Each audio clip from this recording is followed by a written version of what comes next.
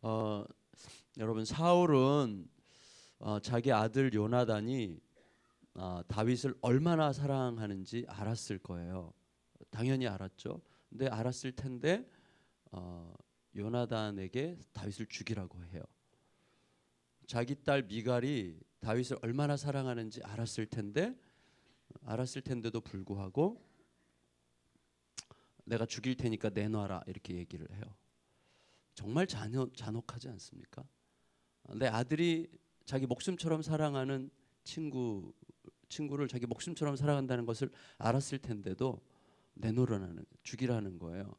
자기 사랑하는 딸이 정말 사랑하는 남편인데 내가 죽이려고 하니까 내놓으라는 거예요. 얼마나 잔혹한 일입니까? 이런 일이 생길 수 있는 거죠. 사실은 자기 자식들이 다윗을 사랑하는 것을 알았을 텐데도 죽이겠다고 한 게 아니라 알았기 때문에 죽이겠다고 한 거죠. 그게 이제 어둠의 이야기죠.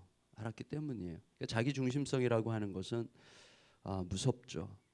어둠의 이끌림을 받아서 자기 중심성으로 돌아가는 질투심의 어떤 전형적인 특징인데 자기 외에는 어떤 것도 주목받는 것을 견디지 못하는 거죠. 자기 중심성은 나와 너를 비교하게 하고 그리고 비교해서 비교 우위가 확인되면 잠시 안심하지만 비교 열등이 드러나면 못 견디는 거죠. 질투심에 들끓게 되는 것입니다. 그리고 분노 어린 공격성이 솟구치기 시작해요. 그래서 노골적이진 않아도 은근히 별로 안 좋게 말한다든지 뭐 이런 식으로 얘기하는 거죠. 근데 그러면 그럴수록 사울은 점점 더 추해지고 다윗은 점점 더 사랑을 받죠. 그러니까 이게 다윗이 아니라 우리 안에 있는 거죠. 사실은 우리가 태어나면서부터 갖고 나오는 것 같아요. 저희 손녀랑 손주 보면 금방 알 수 있어요. 손녀가 동생 태어나기 전까지는 정말 천진난만하게 아주 사랑스럽고 아름다웠습니다. 여러분 예측할 수 있듯이 동생이 태어나니까 이게 이제 비교가 되는 거예요. 그러면서 어른들의 눈길과 손길이 자꾸 동생에게 가니까 이게 이제 속에서부터 이 분노의 질투심이 촉발하면서 어른들이 없을 때 그 어린 것을 발로 밟고 그 폭력성이 무섭더라고요. 제품에 안겨서 아기가 오려고 그러면 발로 확 차버려요. 그거 참 무섭다 이런 생각이 들어요. 물론 사울보다는 나아요. 왜냐하면 어른이 그 동생을 어떻게 좀 이렇게 만져보려고 그러면 막 동생을 보호하는 그 뭐죠? 그 보호 의식이 또 투철해가지고 여러분 저는요 이 상황에서 미갈에게 주목해봤어요. 미갈에게 나중에 기회가 되면 뭐 소설까지는 아니더라도 미갈에 대해서 한번 뭔가를 쓰고 싶다 이런 생각이 들었어요. 한 여인 미갈. 미갈이라는 사람이 이렇게 마음이 좀 슬프고 아팠어요. 아버지와 사랑하는 남편 사이에서 어쩔 줄 몰라 하는 이 미갈. 생사를 건 모험을 지금 해야 되죠. 아버지가 자기 오빠 요나단을 오빠인지 남동생인지 아마 이 오빠겠죠. 다윗을 사랑하는 것 때문에 죽이려고 한다는 것까지도 아는 상황이죠. 그런 상황에서 아버지를 속여야 돼요. 남편을 살리기 위해서. 그래서 아버지와 남편 사이에서 이제 남편을 살리기 위해서 아버지를 속여요. 그리고 또 아버지를 속이기 위해서 남편의 잠자리를 꾸미기 위해서 막 그 인형 갖다 놓고 이제 그 우상인데 우상을 갖다 놓고 막 침대에서 남편이 잠자고 있는 것처럼 꾸밀 때 그 마음이 어땠을까? 얼마나 비참한 이야기예요. 그리고 이제 아버지가 보낸 전령들이 도착하자 거짓말을 하는 거죠. 근데 아버지는 또 기막히게 또 미갈의 마음을 알 거예요. 이것이 분명히 날 속일 거야. 침대채 데리고 와. 뭐 이렇게 얘기하는 거죠. 그래서 미갈의 속임수라는 것을 눈치를 뭐 금방 채죠. 딸을 추궁해요. 그러니까 딸은 또 아버지한테 거짓말을 해야 돼요. 그 사람이 나 죽이겠다고 협박하는 바람에 안 보내면 안 됐었어요. 이렇게 말해야 되는 이런 상황. 도대체 가족끼리 왜 이래? 가족끼리 이게 뭡니까? 어떻게 보면 싸구려 삼류 소설 같은 이야기인데 이게 가족 안에서 일어나는 현상이라고 할 수 있는 거예요. 식구들끼리 살기 어린 폭력과 속임수와 거짓말과 협박이 계속 반복되는 이런 사이클이 도는 이 삼류 소설 같은 이야기가 사실은 수많은 가정들 안에서 일어나고 있지 않습니까? 수많은 가정들 안에서. 그러니까 하나님을 아버지로 섬기지 않고 하나님의 은혜 앞에 서지 않고 자기 중심성으로 자기 중심성에 사로잡힌 가장 한 사람이 그렇게 욕망을 떨치지 못하면 이런 왜곡된 삼류소설 같은 이야기는 얼마든지 가정들 안에서 일어날 수 있고 지금도 수없이 많은 가정들 안에서 일어나고 있어요. 말도 안 되는 그 가정에 정말 너무나 쪼잔한 이기심 하나 때문에 좀 말도 안 되는 일들이 생길 수 있는 거죠. 가정들 안에서. 제가 지난 화요일 날 우리 학교 기독학교 감사 예배 드리는데 설교할 때 잠깐 그 얘기 드렸는데 제가 참 초등학교 4학년 나이에 이해가 안 됐던 거예요. 그러니까 아버지가 1년에 한두 번 집에 오셨거든요. 한두 번 오면 그때는 떨리는 심장을 부둥켜 안고 긴장해야 되는 날이에요.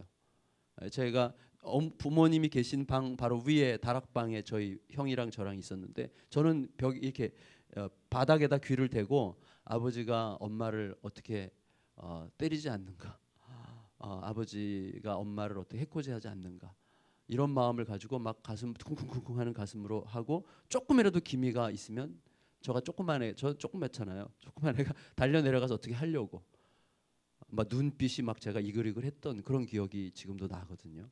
그래서 가장 한 사람이 그렇게 하나님 앞에 온전하게 서지 못할 때 물론 나중에 이제 아버님이 다 회개하고 후회하고 자기가 미쳤었다고 이야기하고 그리고 이제 참 주님의 품 안에서 잘 가셨지만 그런 생각 이렇게 들어요. 미갈의 영혼이 그 아버지의 광기 어린 분노의 눈빛 앞에서 미갈이 어땠을까? 미갈의 영혼이 어땠을까? 여러분 한 남자를 순수하게 사랑했어요. 한 남자 정말 괜찮은 남자고 멋있는 남자고 자기가 공주기 때문에 사랑한 게 아니라 정말 사랑할 만한 사람이기 때문에 사랑했는데 그 사랑이 아버지의 살해의 도구로 이용돼요. 그렇죠? 이 미갈의 마음. 그래서 어찌어찌 해서 결혼까지 가긴 갔는데 아빠의 질투심으로 남편과 이제 억지로 헤어져야 되는 거예요. 남편이 망명을 떠나야 돼요.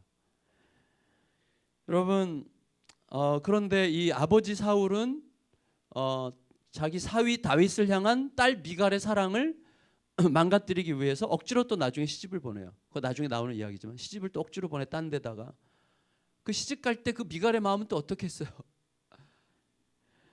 이게 정말 말도 안 되는 짓이. 그러니까 한 남자의 광기가 한 남자의 하나님을 잃어버린 어떤 정신이라는 게 이렇게 무서운 거예요. 가족들을 전부 다 망가뜨리는 거예요. 전부 다. 이 과정에서 미갈의 순수한 사랑에는 심각한 흠집이 생기고 원망과 분노로 부패해가요. 여러분 나중에 다윗이 미갈을 다시 되찾아오잖아요. 미갈이 시집간 그 남자에게 다시 너 원래 내 마누라잖아. 그래서 되찾아오는데 그때 미갈은 이미 다윗에 대한 사랑이 식었어요. 그래서 다윗을 비웃고 조롱하고 다윗이 성전에 언약궤 가지고 들어올 때 다윗을 비웃고 좀 다윗에 대해서 웃기게 얘기하잖아요. 그러니까 여러분 분노가 결국은 미갈은 사랑으로 시작했어요. 다윗과. 근데 분노로 끝나는 것 같아요. 그러니까 여러분 분노가 사랑을 삼키는 것보다 비참한 일이 어디 있습니까? 그것이 비참한 이유는 뭐냐면 사랑의 자리를 분노가 대신했기 때문이 아니라 그토록 깊은 사랑인 줄 알았는데 그 사랑이 결국 분노를 이기지 못하는 이기적인 사랑이었다는 사실이 드러났기 때문에 비참한 거죠. 내가 정말 진짜 사랑하는 줄 알았는데 알고 봤더니 너무나 이기적인 사랑이었어요. 그게 드러날 때 슬프지 않습니다. 너무나 슬프고 비참한 거죠. 제가 김광석 노래를 좋아하는데 김광석의 노래 중에 너무 아픈 사랑은 사랑이 아니었음을 이라는 노래가 있어요. 혹시 아세요? 그 가사에 이런 가사가 있어요. 어느 하루 바람이 젖은 어깨 스치며 지나가고 내 지친 시간들이 창에 어리면 그대 미워져. 너무 아픈 사랑은 사랑이 아니었음을 이제 우리 다시는 사랑으로 세상에 오지 말길 그립던 말들도 묻어버리기를 못다한 사랑 너무 아픈 사랑은 사랑이 아니었음을. 저는 이 가사에서 이런 걸 느껴요. 사랑에 대한 고민이 많은 사람이 쓴 거죠. 만일에 그게 사랑이라면 그 사랑은 아픔에 삼켜질 수 없어야 된다는 거죠. 그러니까 모든 아픔도 아픔만으로 기억할 수 없는 것이어야 사랑이 아니겠어요? 어떻게 보면 사랑의 아련한 기쁨 대신에 아픔만 남는 사랑이라면 그건 사랑이 아닐 수 있다, 이런 말로 들려요. 여러분, 우리 예수님의 사랑이 참 사랑인 이유가 뭐예요? 제자들에게 너무너무 섭섭하고 너무너무 화가 나고 너무너무 분노할 만한 상황에서도 제자들을 사랑하시되 끝까지 사랑하시니라. 그리고 죽기까지 사랑하셨고 죽음 다음에도 제자들의 사랑을 팔로우업하기 위해서 찾아오시잖아요. 예수님의 사랑 아니에요? 그러니까 우리 역시 좀 잘 기억해야 될 것 같아요. 참으로 주님의 부르심인 줄 알고 마음을 정하고 달려가기 시작했는데 예상했던 것보다 훨씬 더 강렬한 시련이 닥치게 되는 순간에 좌절과 절망의 늪에 빠져들어간다면 그건 처음부터 주님의 부르심이 아니었을 가능성이 많습니다. 주님의 부르심은요, 그런 시련들을 양분 삼아서 가게 하세요. 하나님은 그런 시련과 아픔들을 내 양식과 그 다음에 영양제 삼아서 가게 하시지, 시련과 그런 아픔 앞에 꺾어진다면 그 부르심이 아니었을 가능성이 많고, 주님을 뜨겁게 사랑한다고 생각하면서 달려왔는데 정신없이 밀어닥치는 이 일 저 일 때문에 피곤에 찌들어가지고 모든 것을 놓아버리고 싶어지는 순간이 올 때 잘 생각해 봐야 돼요.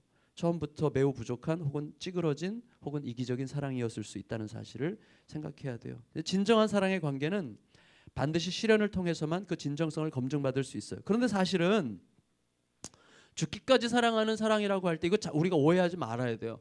왜냐하면 부모님들이 자녀들을 사랑할 때 죽기까지 희생하거든요. 하지만 그게 죽기까지 희생하는 행위가 있는 것이, 죽기까지 희생이라는 것에서 가장 중요한 건 뭡니까? 아이 앞에 부모의 욕심과 전제와 비전이 죽는 거 아니에요. 부모의 야심이 죽는 게 죽기까지라는 말이죠. 내가 이렇게 희생했는데, 내가 이렇게 헌신했는데, 이거는 죽기까지가 아니라 진짜 죽기까지가 뭔지를 우리가 잘 생각해야 됩니다. 진짜 죽기까지가 뭔지를 잘 생각해야 되죠. 하여튼 그 사랑을 제가 좀 생각해 보게 됐어요. 아, 미갈이 참 안 됐다, 진짜 안 됐다, 이런 생각했는데 여러분, 이제 사울의 핍박이 점점 용의주도해지고 노골적이 되니까 다윗이 더 이상 못 견뎌요. 못 견디고 어떻게 합니까? 라마로 도망쳐요. 그리고 라마에는 누가 있어요? 사무엘이 있어요. 사무엘에게로 도망치는 거예요. 그러니까 결과적으로 어떻게 되는 거예요? 사울 왕의 광기 어린 행동이 다윗과 사무엘을 만나게 하는 거예요. 제가 늘 여러 번 얘기했어요. 한 3번쯤 얘기했는데 진짜는 진짜가 되어가요. 어떤 계기를 통해서건. 사울이 다윗을 죽이려고 협박했고 광기 어린 분노가 계속 솟구치자 다윗은 할 수 없이 더 이상 견디지 못하고 도망을 치는데, 도망치게 되니까 어떻게 되는 거예요? 최고의 사사시대를 끊어내고 새 이스라엘 시대를 연 정말 가장 완벽한 지도자 중에 한 사람인 사무엘과 이제 새로운 시대의 지도자가 될 다윗이 만나는 순간이죠. 다윗은 그때 자기가 앞으로 지도자가 될 거라고 상상 못했을 거예요. 죽음만 면하기 위해서 지금 돌아다니는 거죠. 그렇지만 사울의 광기 어린 행위가 다윗과 사무엘을 만나게 하는 거예요. 이게 하나님의 인도하심이에요. 이게 하나님의 인도하심이에요. 그러니까 우리는 몰라요. 우리의 삶의 어떤 시련이 우리에게 엄청난 새로운 기회로 작동할 수 있는 거예요, 항상. 그러니까 중요한 것은 언제든지 내가 하나님 앞에 제대로 서려고 하느냐, 하나님 앞에 제대로 서 있느냐, 이것만 물으면 가면 되는 거지, 사람들이 나에게 어떻게 해코지 하려고 하느냐, 나를 어떻게 생각하느냐, 나에게 어떤 비난의 손가락질을 하느냐, 그런 것들은 2차적이에요. 물론 괴롭고 힘들지만 그런 것들에 의해서 꺾이지 않아요. 힘들지만 안 꺾여요.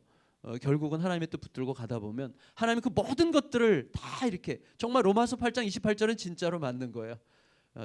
하나님을 사랑하는 자, 그 뜻대로 부르심을 받은 자들에게는 모든 것들이 합력하여 선을 이루느니라. 이건 진짜잖아요. 왜? 하나님의 약속이잖아요.